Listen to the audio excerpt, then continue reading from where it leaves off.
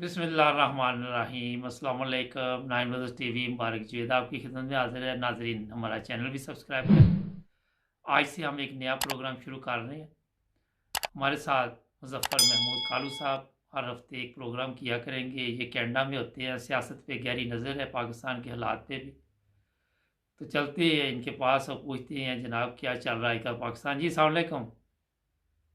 वालेकुम सलाम बादशाह साहब, क्या हाल है आपको और सब आपके व्यूवर्स को सलाम अलैकुम। जी वालेकुम सलाम। अच्छा कालू साहब, ये बताइए कि पाकिस्तान में बड़ी गर्म सियासत चल रही है आजकल। आपने देखा है कि तमाम जो अपोजिशन के मौलाना फजल रहमान साहब हैं या दूसरे लीडर हैं, जरदारी साहब हैं या शहबाज शरीफ नवाज, सब इकट्ठे हो गए हैं। तो किस जी तरफ जा रहे हालात आपके ख्याल में? बादशाह साहब, ये आपने देखा होगा कि जब 2018 में इलेक्शन हुए हैं तो उसके बाद से अपोजिशन जो पार्टीज हैं उनका था कि हम प्रोटेस्ट करें, लेकिन वो वेट कर रहे थे कि कोई सिचुएशन ऐसी हो या जो नई गवर्नमेंट आई है वो ऐसी थोड़ा सा ऐसी मिस्टेक करें और हम बाद में कोई लॉन्ग मार्च करें या ऐसा कोई प्रोग्राम बनाएं। जी तो पहले भी मेरा ख्याल है लास्ट ईयर भी मौलाना फजल रहमान लेके आए थे लॉन्ग मार्च इस्लामाबाद। जी तो कुछ दिन वहां उन्होंने स्टे भी किया, लेकिन बाकी जो अपोजिशन पार्टीज ने उनके साथ वो कोऑपरेट नहीं किया। जी तो वो थोड़े दिनों बाद वो वापस चले गए। तो उसके बाद फिर उन्होंने बाद में भी अपोजिशन पार्टीज आपस में मिलती रही हैं। जी लास्ट मंथ भी शहबाज शरीफ साहब गए हैं वहां कराची, तो जरदारी साहब से और बिलावल भुट्टो साहब से उनकी मीटिंग हुई है। जी लेकिन वो वेट कर रहे थे कि सारी जमातें जो इकट्ठी हो जाएं तो हम कोई प्लान बनाएं। तो अभी मुझे लगता है कि वो शायद कोरोना की वजह से थोड़ा सा डिले करें, क्योंकि ये भी बड़ा एक इफेक्ट है। अभी इसकी वजह से भी नहीं वो बड़े प्रोग्राम बड़े इज्तिमा नहीं कर सकते। जी। लेकिन मुझे लगता है कि अभी उनका है कि एंड ऑफ दिस ईयर कोई बड़ा वो प्रोटेस्ट करने जा रहे हैं। अच्छा, ये आपने तो बात बता दी, लेकिन ये बताइए कि ये इकट्ठे तो हो गए हैं, मगर आपने देखा कि मौलाना साहब वहाँ पे भी उनके हालात जो नज़र आ रहे थे, तो क्या ख्याल है कि ये चल सकेंगे इकट्ठे? जी जी, बाद साहब जो मौलाना साहब हैं वो चाहते हैं कि क्रेडिट उनको मिले। पहले भी हम्म। उन्होंने किया था प्रोग्राम शुरू बड़ा मार्च करने का, लेकिन बाकी पार्टी एंड टाइम पे पीछे हट गई थी। तो अभी भी वो, क्योंकि मेरा ख्याल है कि वो उनका एक पर्सनली भी एक बुग़्ज़ है इमरान के साथ, ठीक है। जी तो वो मेरा ख्याल है कि पिछले 20 साल से वो पार्लियामेंट में थे, 88 से 2018 तक, ठीक है। जी। तो वो 20 साल बाद वो फर्स्ट टाइम हुआ है कि 2018 के इलेक्शन में वो नहीं विन कर सके और नई असेंबली में पहुंच सके, ठीक है। तो अच्छा। उनका वो अभी तक वो शॉक में है, ठीक है। तो वो ज्यादातर आपने देखा होगा कि जब भी कोई एपीसी अनाउंस होती है तो मौलाना साहब सबसे पहले आगे होते हैं, ठीक जी। है। तो मेरा ख्याल है कि ये वजह है कि वो अपने तरीके से वो चलाना चाह रहे हैं एपीसी को और चाह रहे हैं कि वो बाकी जो पार्टी है उनके साथ चले। अच्छा, यहाँ पे एक सवाल मेरे वैसे एक और भी ज़हन में आया कि ये नैब के ख़िलाफ़ बड़े बयानात आ रहे हैं इनके, नून लीग के ना, और जरदारी ग्रुप भी ना। तो ये नैब इनसे हिसाब जब लेता है तो ये फिर उसके ख़िलाफ़ हो जाते हैं। माँ साहब, ये नवाज शरीफ साहब की जो तकरीर हुई है जी उसमें से जो उन्होंने 90% जो टाइम है वो उन्होंने यही एस्टेब्लिशमेंट के खिलाफ बात की है, ठीक है। जी जो ब्यूरोक्रेसी है उसके खिलाफ बात की है, ठीक है। उनका मेन जो फोकस था वो नैब और ब्यूरोक्रेसी थी, जी ठीक है। उसमें आर्मी को उन्होंने बहुत टारगेट किया है, ठीक है।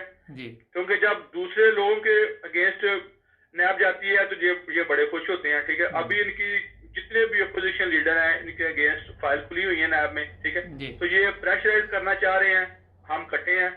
इमरान खान साहब पहले भी कह चुके हैं, बहुत ज्यादा उन्होंने अपनी तकरीरों में ये कहा कि मैं इनको एनआरओ नहीं दूंगा, ठीक है। जी और ये इकट्ठी हो जाएंगी, ठीक है। और सेम वो वैसे ही हो रहा है जो इमरान खान साहब पहले कहते रहे हैं। ठीक। अच्छा, ये एक तरफ तो ये फ़ौज के ख़िलाफ़ बोल रही हैं नवाज शरीफ साहब, दूसरी तरफ शहबाज शरीफ साहब मुलाकात कर रहे हैं। नवाज शरीफ साहब, मुबारक भाई, नवाज शरीफ साहब खुद डिक्टेटर की पैदावार है, ठीक जी है।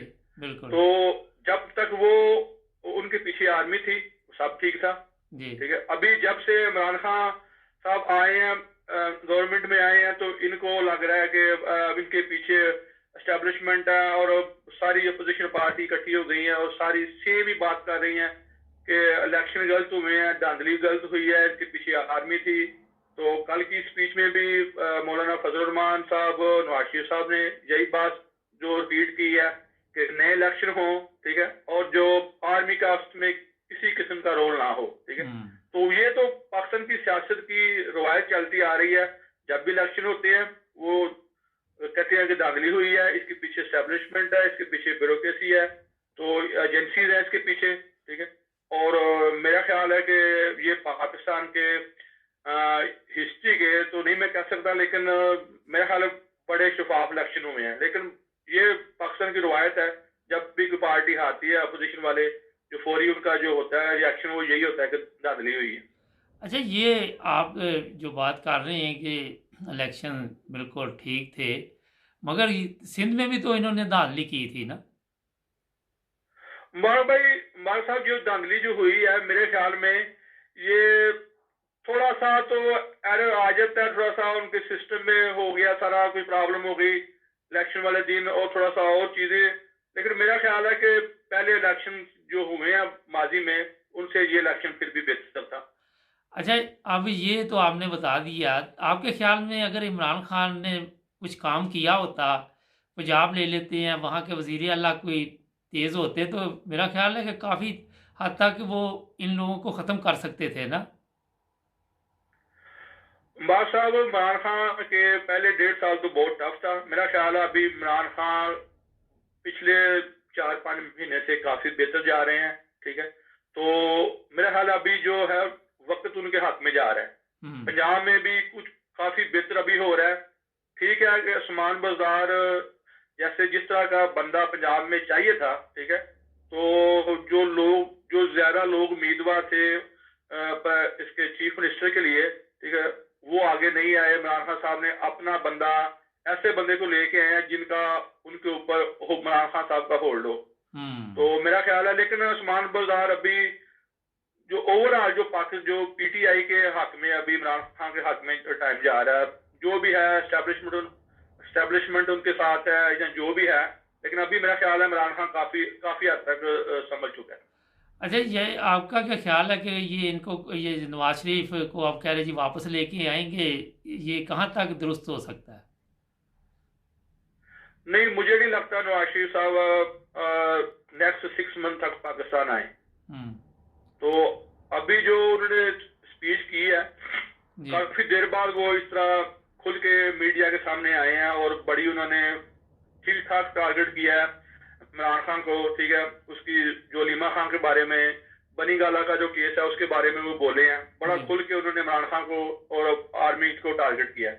तो मेरा ख्याल है कि वो ये भी उनकी प्लानिंग का हिस्सा नहीं था। अभी उन्होंने और वेट करना था, लेकिन क्योंकि एपीसी आ गई है तो मेरा ख्याल उनको जो मेन गेस्ट थे एपीसी में वो नवाज शरीफ साहब थे, ठीक है।